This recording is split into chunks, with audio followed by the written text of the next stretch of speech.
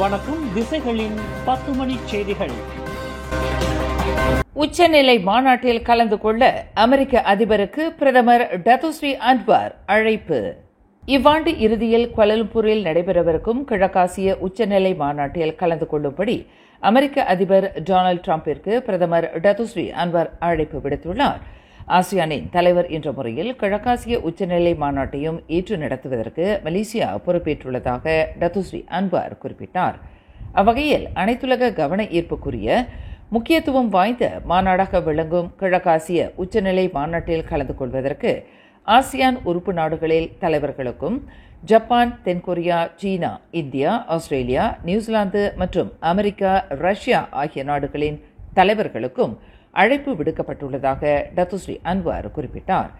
இன்று புத்ராஜயாவில் பிரதமர் Datuk Seri Anwar இப்ராஹிமை மரியாதை நிமித்தமாக சந்தித்த மலேசியாவிற்கான அமெரிக்க தூதர் எட்கார் டி காகன் மூலமாக அமெரிக்க அதிபர் டொனால்டு டிரம்பிற்கு அழைப்பு விடுக்கப்பட்டுள்ளது. மலேசியா ஆக கடைசியாக கோலாலம்பூரில் கிழக்காசிய மாநாட்டை ஏற்று நடத்தியது கடந்த 2005 ஆண்டாகும்.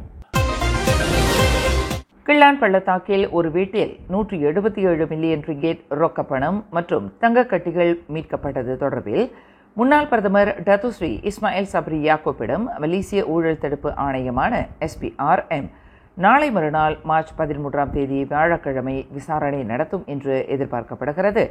இஸ்மாயில் சப்ரியின் மருத்துவ விடுப்பு நாளை மார்ச் 12ஆம் தேதியுடன் முடிவடைகிறது. தாங்கள் மேற்கொண்ட விசாரணையில் அவர் கடுமையான நோயினால் பாதிக்கப்படவில்லை என்பது தெரிய வந்துள்ளது.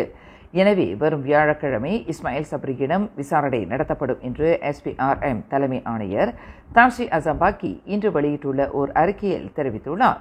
வியாழக்கிழமை காலையில் SPRM தலைமையகத்தில் ஆஜராக இஸ்மாயில் சப்ரி தவறுவாரேயானால் அதற்கான சரியான காரணங்கள் தெரிவிக்கப்பட வேண்டும் என்று அசம்பாக்கி தனது அறிக்கையில் தெரிவித்துள்ளார். சபா மாநிலத்தின் அரசு குத்தகைகளை பெற்றுத் தருவதில் லஞ்சம் கேட்டு சில சட்டமன்ற உறுப்பினர்கள் பேரம் பேசியதாக கூறப்படும் குற்றச்சாட்டு தொடர்பான விசாரணை மூடப்படவில்லை என்று மலேசிய ஊழல் தடுப்பு ஆணையத்தின் தலைமை ஆணையர் தான்ஸ்ரீ அசம்பாக்கி இன்று தெளிவுபடுத்தினார். சட்டமன்ற உறுப்பினர்களுக்கிடையில் நடந்த உரையாடல்கள் தொடர்பான காணொளி முக்கிய சாட்சிய பொருளாக இருப்பதாக கூறப்பட்ட போதிலும் அந்த வீடியோவின் உள்ளடக்கம் குறித்து ஆராயப்படும் வரை அனைத்து தரப்பினரும் அமைதி காக்க வேண்டும் என்று அசம்பாக்கி கேட்டுக்கொண்டார். லஞ்ச ஊழலில் ஈடுபட்டுள்ளதாக அடையாளம் கூறப்பட்ட சில சட்டமன்ற உறுப்பினர்கள் குறித்து கடந்த வருடம் அம்பலப்படுத்தப்பட்டது.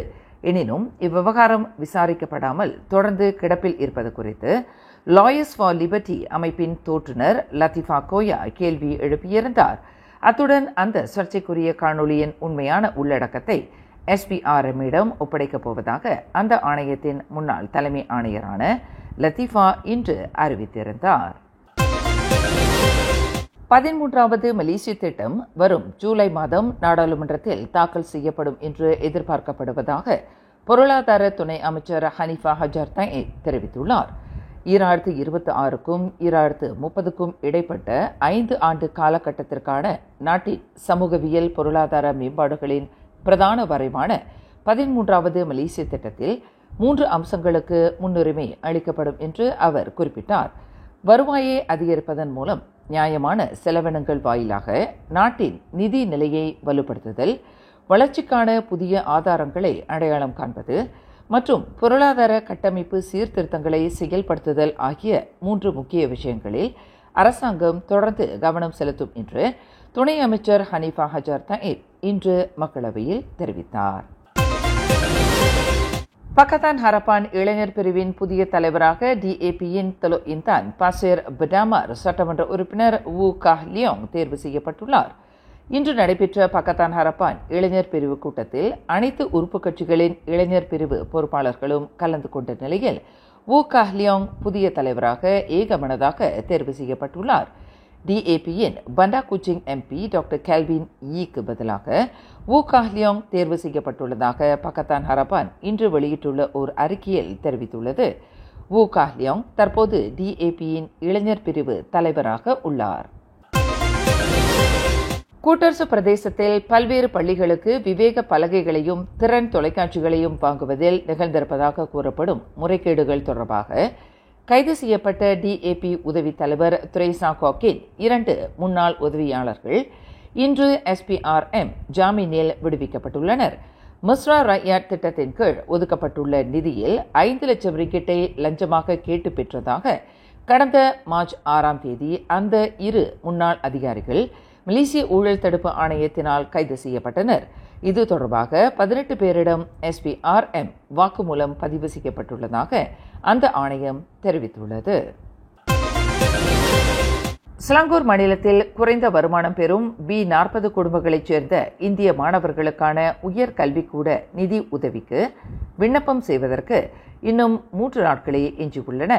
மாநில அரசின் ஏற்பாட்டிலான இந்த நிதி உதவி திட்டத்திற்கு இம்மாதம் 3ஆம் தேதி தொடங்கி 14ஆம் தேதிக்குள் விண்ணப்பிக்கும்படி அரசாங்க மற்றும் தனியார் உயர் கல்விக்கூடங்களில் பயிலும் இந்திய மாணவர்களை மாநில அரசு கேட்டுக்கொண்டிருந்தது. இந்த நிதி உதவி திட்டத்திற்கு விண்ணப்பம் செய்ய இன்னும் 3 தினங்களே எஞ்சியுள்ளதால் மாணவர்கள் விரைந்து விண்ணப்பங்களை சமர்ப்பிக்கும்படி சிலாங்கூர் அரசின் மனிதவளம் மற்றும் வறுமை ஒழிப்புத்துறைக்கான ஆட்சிக்குழு உறுப்பினர் V. பாப்பாராய்டு கேட்டுக்கொண்டார். இளங்கலை பட்டப்படிப்பை மேற்கொள்ளும் மாணவர்களுக்கு கூடியபட்சம் 3000 வெள்ளியும், டிப்ளோமா கல்வியை மேற்கொள்ளும் மாணவர்களுக்கு கூடியபட்சம் 2000 வெள்ளியும் இத்திட்டத்தின் கீழ் வழங்கப்படுகிறது என அவர் கூறினார். கல்விக் கட்டணம் ஒரு மாணவருக்கு ஒரு முறை மட்டுமே வழங்கப்படும். உதவித்தொகை இம்முறை சம்பந்தப்பட்ட மாணவர்களிடம் நேரடியாக வழங்கப்படும். அரசாங்கத்தால் அங்கீகரிக்கப்பட்ட அரசாங்க அல்லது தனியார் உயர் கல்விக்கூடங்களில் 1ஆம் அல்லது 2ஆம் ஆண்டில் பட்டப்படிப்பையும் 1ஆம் ஆண்டில் டிப்ளோமா படிப்பையும் மேற்கொள்ளும் மாணவர்கள் இத்திட்டத்திற்கு விண்ணப்பிக்கலாம் என்று பாப்பாராய்டு தெரிவித்தார். இந்த நிதி உதவி திட்டத்திற்கு விண்ணப்பிக்கும் மாணவர்கள் சிலாங்கூரில் பிறந்தவர்களாக அல்லது 10 ஆண்டுகளுக்கும் மேல் இம்மாநிலத்தில் வசிப்பவர்களாக இருக்க வேண்டும். மாதம் 3000 வெள்ளிக்கும் குறைவாக வருமானம் பெறும் குடும்பங்களைச் சேர்ந்த மாணவர்கள் இந்நிதிக்கு விண்ணப்பம் செய்யலாம்.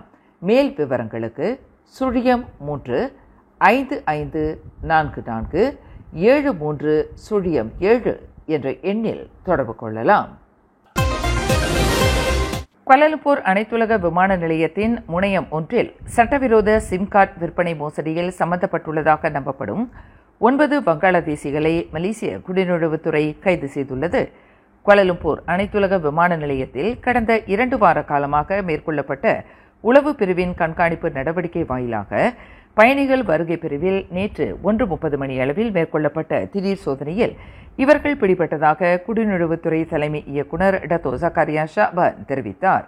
22க்கும் 50க்கும் இடைப்பட்ட வயதுடைய 9 பேரையும் கைது செய்தது மூலம் 10 கைபேசிகள், 121 சிம் கார்டுகள், 1500 ரிங்கிட் ரொக்கம் உள்ளிட்ட பல்வேறு பொருட்கள் பறிமுதல் செய்யப்பட்டதாக டத்தோ ஜக்காரியா ஷாபான் குறிப்பிட்டார்.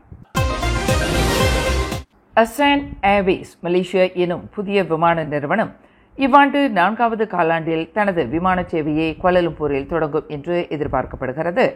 மலேசியாவை தளமாக கொண்டு செயல்படுவதற்கு அசான் ஏர்வேஸ் மலேசியா தற்போது மலேசிய வான் போக்குவரத்து ஆணையத்திடமிருந்து விமான சேவையை தொடங்குவதற்கான சான்றிதழை பெறுவதற்கு விண்ணப்பித்துள்ளது. அசான் ஏர்வேஸ் மலேசியா பிரிட்டனை தளமாக கொண்டு செயல்படும் அசான் ஏர்வேஸின் துணை நிறுவனமாகும். தொடக்கத்தில் 6 போயிங் விமானங்கள் வாயிலாக சேவையை தொடங்குவதற்கு அசான் ஏர்வேஸ் மலேசியா திட்டமிட்டுள்ளது. சிலாங்கூர் மாநிலத்தில் 10 பெண்களில் 7 பேர் அல்லது 69.7 விழுக்காட்டினர் பல்வேறு வேலை வாய்ப்புகளில் தங்களை ஈடுபடுத்திக் கொண்டுள்ளனர் என்று மாநில மந்திரி பசார் டத்தோஸ்ரீ அமருடின் ஷாரி தெரிவித்துள்ளார். சிலாங்கூர் மாநிலத்தில் வேலை வாய்ப்பு கோட்டாவில் பெண்களுக்கு 30 விழுக்காடு ஒதுக்கப்பட்டது. ஆனால் அதன் இலக்கு தற்போது 30 விழுக்காட்டை தாண்டி விட்டதாக அவர் குறிப்பிட்டார். மனிதவளம், உற்பத்தித்துறை மற்றும் சேவைத்துறை என பல்வேறு துறைகளில் பெண்கள் தங்களை ஐக்கியப்படுத்திக் கொண்டுள்ளனர். இந்த எண்ணிக்கை உயர்வானது 2024-2026 சிலாங்கூர் மகளிர் நடவடிக்கை கொள்கை மற்றும் திட்டத்திற்கு ஏற்ப அமைத்துள்ளதாக அவர் குறிப்பிட்டார். இன்று ஷா ஆலாமில் பல்வேறு வேலைவாய்ப்புகளில் பெண்களின் பங்கேற்பை அதிகரிக்க செய்யும் ஜலாஜா வனிதா மை வீரா கருத்திணக்க ஒப்பந்தத்தில் கையெழுத்திடும் சடங்கிற்கு பின்னர் மனிதவள அமைச்சர் ஸ்டீவன் சிம்முடன் இணைந்து நடத்திய செய்தியாளர்கள் கூட்டத்தில் அமருடின் ஷாரி இதனை தெரிவித்தார். மக்களிடையே வேண்டுமென்றே பிளவுகளையும் பேதங்களையும் விதைக்க முற்படும் தரப்பினரை மேன்மை தங்கிய பஹாங் சுல்தான் அப்துல்லா இன்று சாடினார். அனைத்து தலைவர்களும், குறிப்பாக அரசியல் தலைவர்கள், மக்களிடையே ஒற்றுமையையும் ஒருமைப்பாட்டையும் விதைக்கும் பாலமாக திகழ வேண்டுமே தவிர நாட்டின் நல்லிணக்கத்தில் விரிசலை ஏற்படுத்தக்கூடிய கோடரி காம்புகளாக மாற வேண்டாம் என்று சுல்தான் நினைவுறுத்தினார். அரச பரிபாலனம், சமயம் மற்றும் இன விவகாரங்களை பயன்படுத்தி கோமாளிகளாக செயல்பட வேண்டாம் என்று அரசியல் தலைவர்களுக்கு மேன்மை தங்கிய பஹாங் சுல்தான் அறிவுறுத்தினார். மேலும் செய்திகளை தெரிந்து கொள்ள கீழே இருக்கும் பெல் பட்டனை அழுத்துங்கள். உங்கள் மகிழ்ச்சியை வெளிப்படுத்த லைக் மற்றும் ஷேர் செய்யுங்கள். தொடர்ந்து திசைகளோடு இணைந்திருக்க சப்ஸ்கிரைப் செய்யுங்கள்.